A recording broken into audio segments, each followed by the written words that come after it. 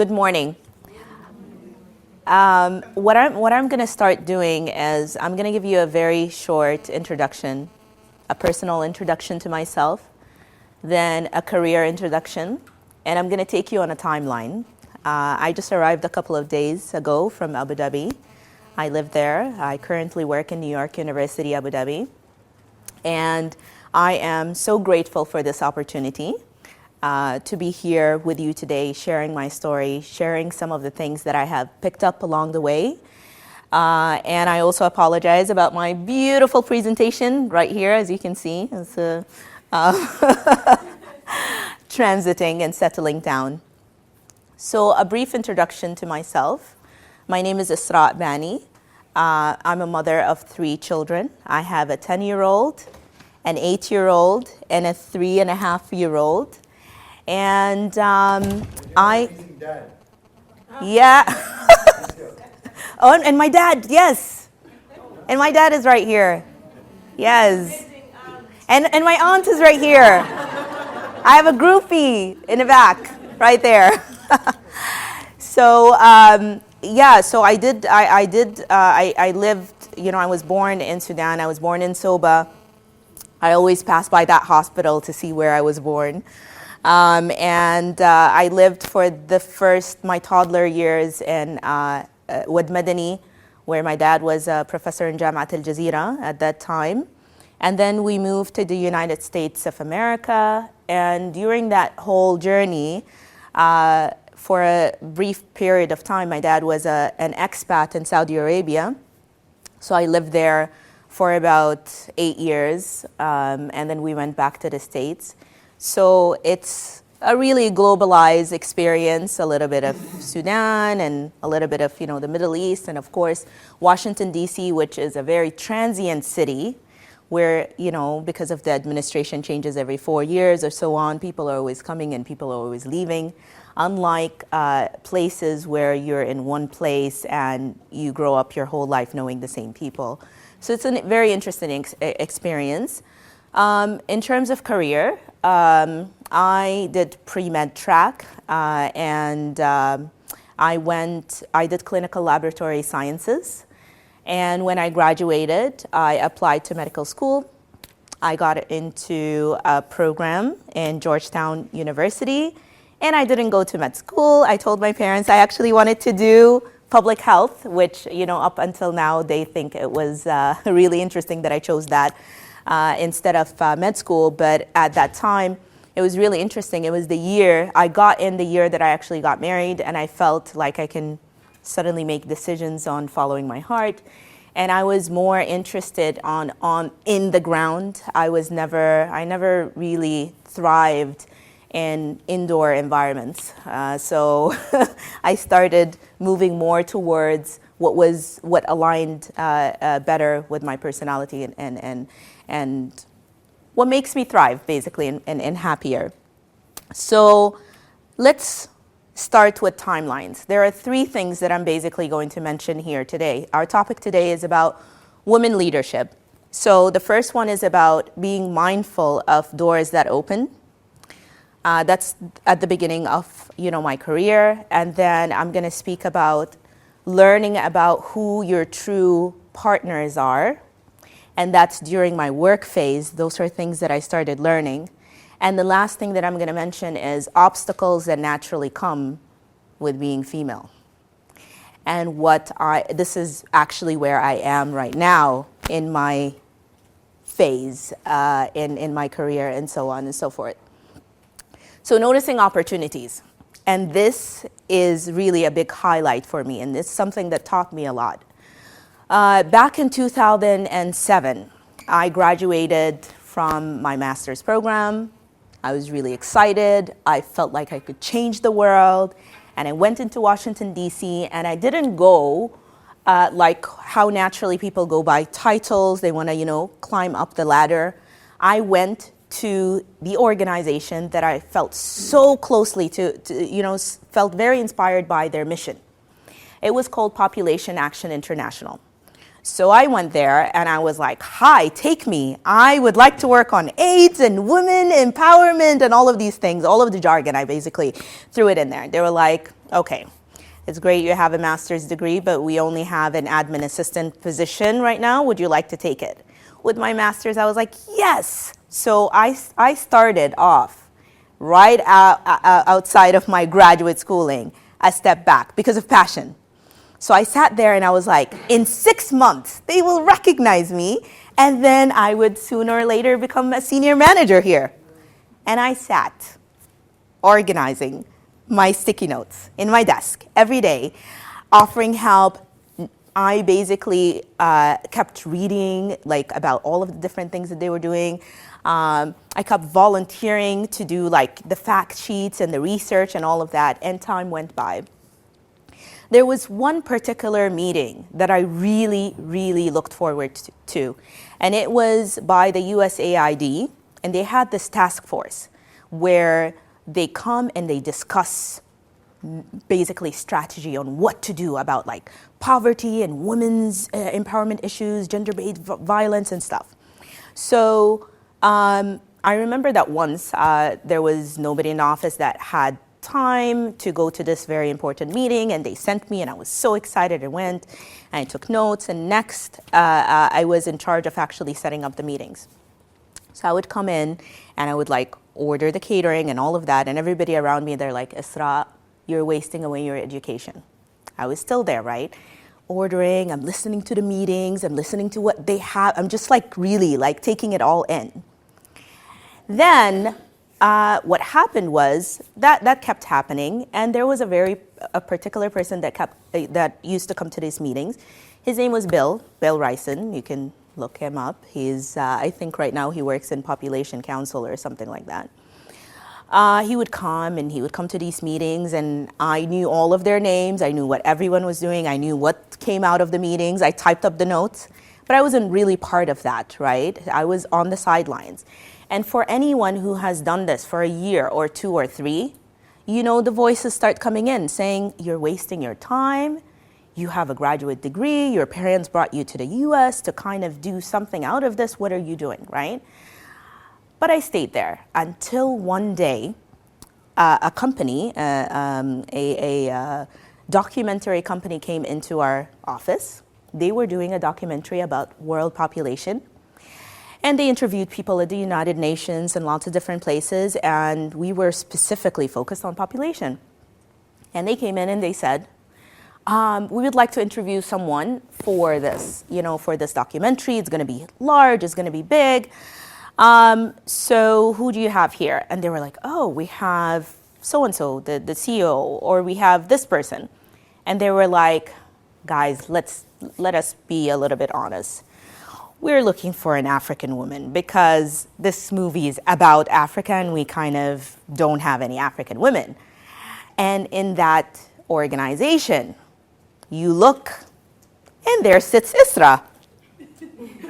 So they're like, oh, we don't think that there is somebody that could, do this interview. And this is me.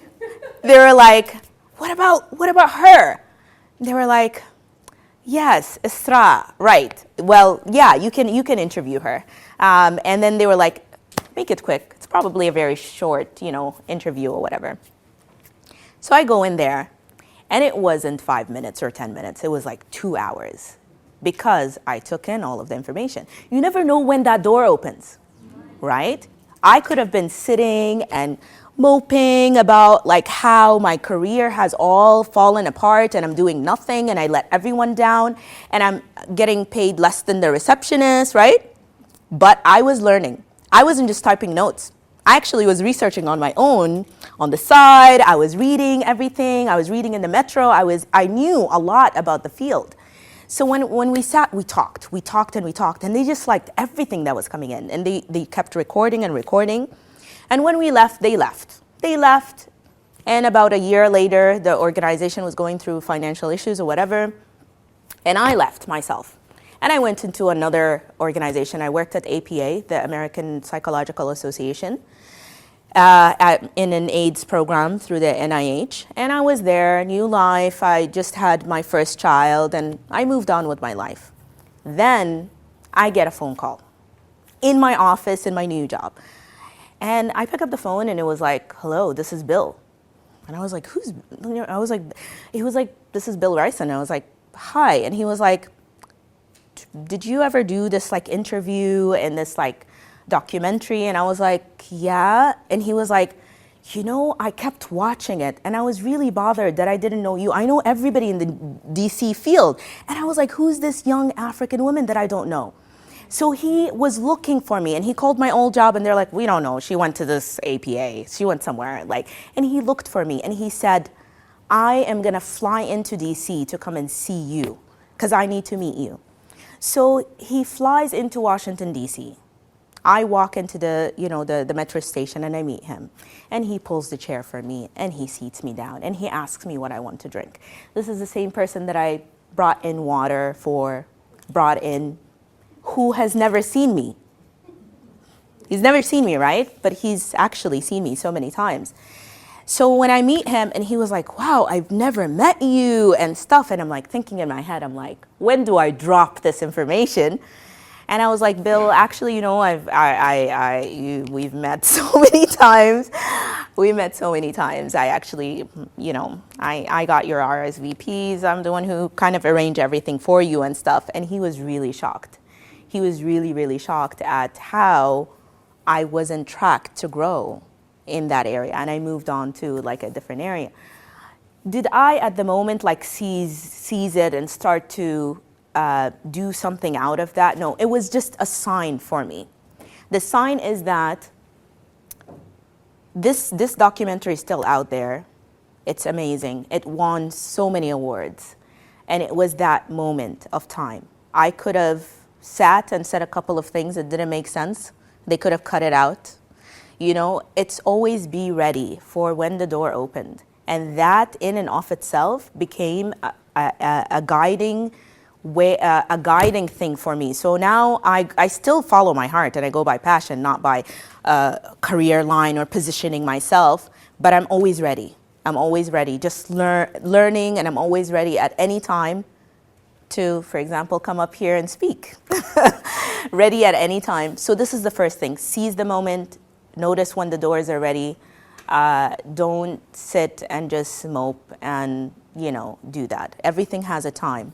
The second thing is that knowing your partners. So at that time, so I did my, you know, master's in public health, and specifically the thing that I worked on in my dissertation was FGM. So I worked with female genital mutilation, particularly in Sudan, with Ahfad University, United, and with the UNV program, the United Nations Volunteers Program. And I remember during that period of time, it became in each phase of life, there is a theme that keeps reoccurring. For me, the theme was, who do you partner with? So I started noticing things such as, I remember there was a program for a malaria program where people in a really nice first world country, they sat around the table and they decided to solve this mosquito problem in a village in Africa was to design this net, mosquito net, with the medicine on it, so that they can help the people and it's going to eradicate, you know, malaria from the area. So they spent all of this money designing the tool and distributing the tool to everyone. And it was a fishing village. And you need to hang the mosquito net on something. Some people were like, you know, they sleep outside in al-hosh or whatever. So people started using these nets to fish with, and there was poisoning. And I remember when I was like writing up about like the lessons learned or whatever, it was the lessons learned, but it was a huge problem. What's the root of the problem? The root of the problem is this top down. The experts, the professionals, sitting somewhere trying to tell people what they actually need, right? Because they're more educated, because they had more experience, because what do people actually need? actually targeting areas they didn't live in, targeting people that they don't know anything about, it is a problem. It became like a huge problem, and it caused more damage than it caused helping, right? So this theme of partnership started occurring over and over again. So when we went to Sudan, to an area called Abu Said, we were working on this eradicating FGM, which is, you're talking about ideologies, you're talking about culture. It's a very difficult thing to come in from outside and be like, oh, let's just do, sex ed and in the schools, and it's gonna work, and we're gonna divide up the city into, like coming in like that with the ideals that are coming in from outside. Because it worked in somewhere in West Africa. You're gonna come and take that, you're gonna implement it in Sudan, it's not gonna work. So I remembered from that experience, we started like looking into who are our partners. And it became really evident that when they see a bunch of people from the UN walking into Abu Said, teaching them about stuff, regardless of how much they've learned, they're outsiders coming into their communities, telling them what you guys think, so that's great, thank you. Sudanese are nice. They'll be like, oh, thank you and stuff. They'll take the pamphlet, but it's not gonna do real change. So we started working on identifying these partners and training volunteers in the community, people who are within the community, to teach people in the community, and being like 6 steps back. So they don't really see you. You're not interacting with them. You're not in the communities, and really having that discussions and focus groups with the women who do the circumcision, with the mothers, with the teachers, with the students and stuff. But a new population emerged that we didn't even think about. A lot of the times with FGM, people know it's a women issue, it's women on women or whatever. The strongest partner in that whole thing in women empowerment was actually the boys that were in high school. So boys during that age have a say in the household. They could be overprotective of their sisters, and they listen to them. And it seems like fathers weren't so much into yes or no for like FGM. And this whole time people were focusing so much on the women, only the women themselves, and educating them, that this youth population was side-blended because people weren't talking and exploring the community deeply on how the system worked.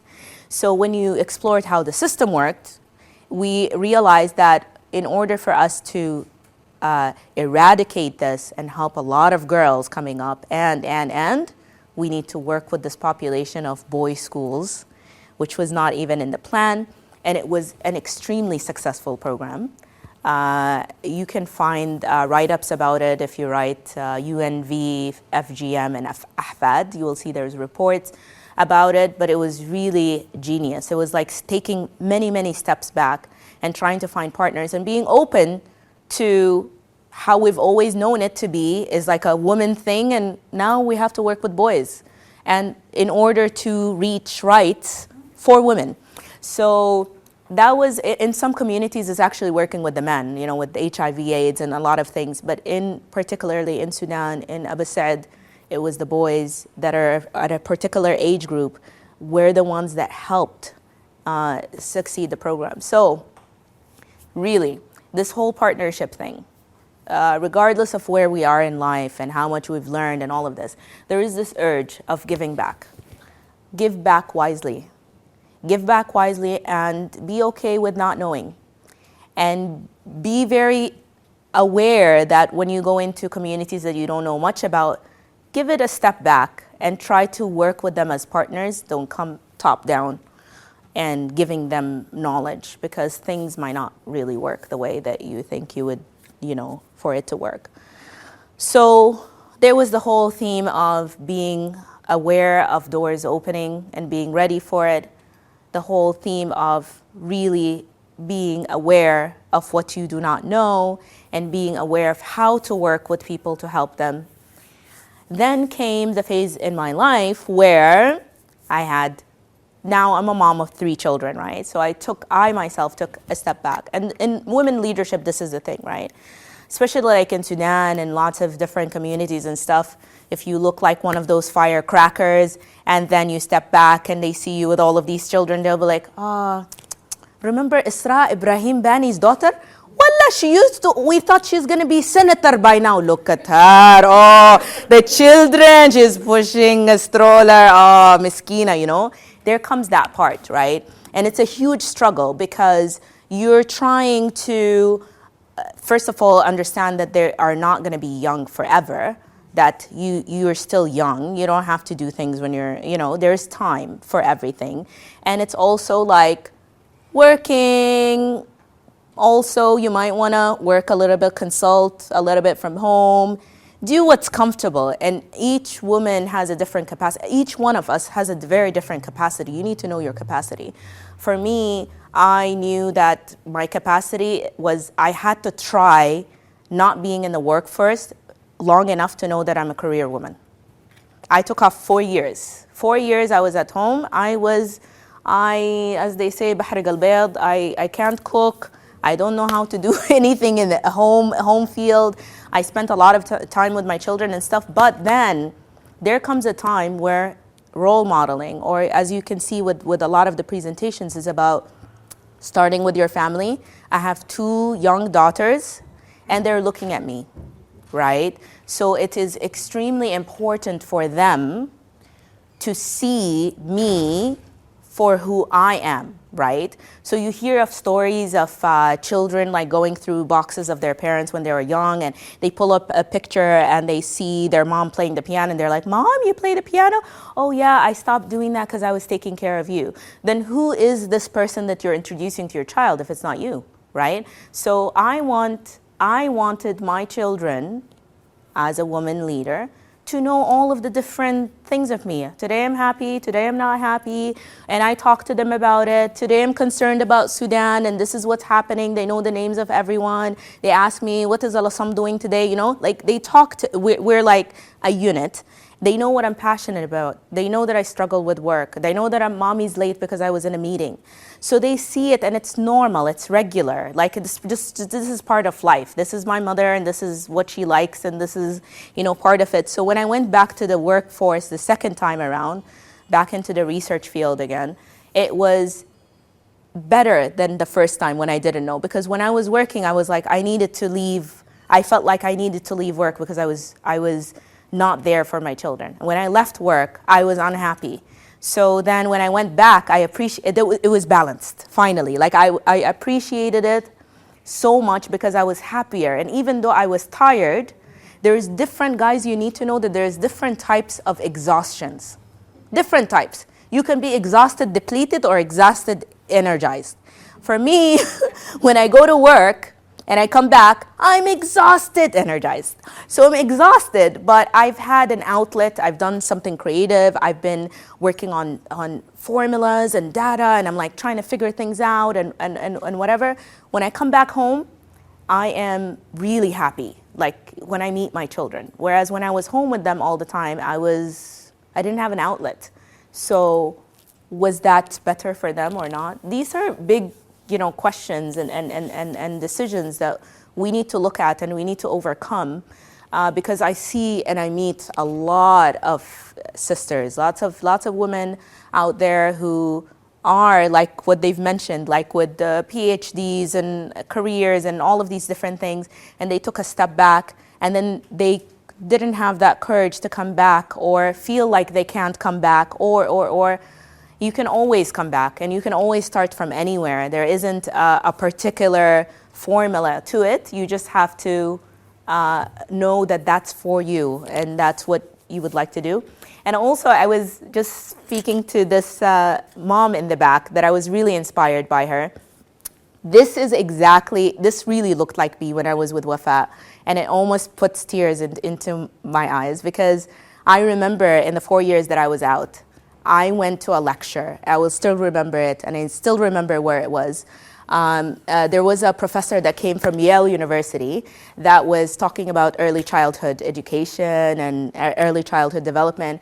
And I came in with my daughter. My daughter made noise, and somebody escorted me out. And I remember that the only thing available, they will give women that's available in the community, bouncy castles, face painting, balloons. I mean, it's so, that's not what all women or mothers are about. I'm not about, I don't know, bubbles and ice cream trucks. This is great. It's all great, but those are the only places that they would allow for us to appear with our children. So I think the community as a whole needs to be more supportive, meaning speakers need to be a little bit more in allowance of a little bit of noise coming out of children there. You should give the mother the opportunity to, based on her own self, regulate and know this is time for me to step out. Give them a little bit of space, give them a little bit of dignity, because, and accessibility to knowledge, accessibility to information, to inspire them. Because there are tons of us at home with our children without opportunities or places designed for us to appear, to advance. So it's a community issue. And it is not a very rare one. It's a very common issue, and we need to start somewhere. And I think it starts with the communities, and if it's not available, you start a program where you invite speakers and you tell the speakers, I'm inviting moms and there might be a little bit of noise, but make it accessible for them to ask questions, to be part of it, so that we can all advance together and you don't leave us behind. So I just wanted to tell you thank you very much, and I'm sorry if I didn't speak so much about the meat or the core of what I do in terms of research and stuff, but in such a short time it's always very difficult to cram a whole lifetime in there. But thank you all.